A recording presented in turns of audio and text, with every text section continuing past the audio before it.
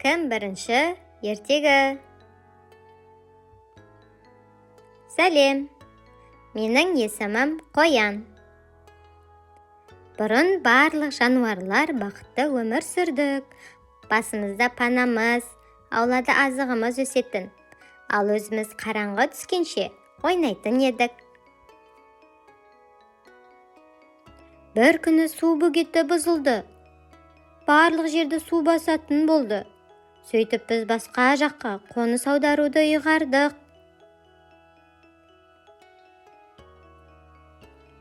Маған алыстан бір кеме көрінді. Бірақ оған бәріміз сыймайтын сияқтымыз. Оған кім бірінші жетер екен?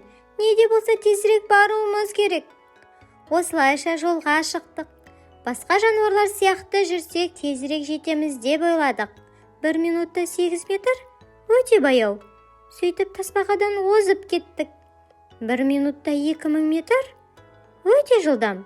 Бірақ қабыланды, көп жете алмадық. Жолай маймылдар мен керіктерді көрдік. Маймылдың қолы ұзын, ал керіктің мойыны ұзын екен. Бірақ дәл олар сияқты жоғарыға шыға алмадық. Құндыздар түсімен ағаш бөлшектейді екен. Соның арқасында өздеріне кеме жасап жатыр. Жолда жыланды да көрдік. Ол тастардың арасымен жорғалай алады. Өкінішке қарай біз ол сияқты емеспіз. Әйтеуір кемеге аман-есен жеттік-ау. Бірақ басқаларға еліктейміз деп соңғы келіппіз. Кеме алыстан кішкентай болып көрініп еді, жақындағанда үлкен екен.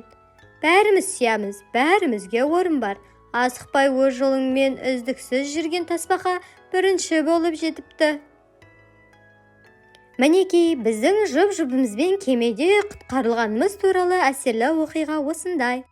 Бұл әсерлі әңгіме ізгілік пен имандылыққа шақырған Нұх пайғамбарды еске салады.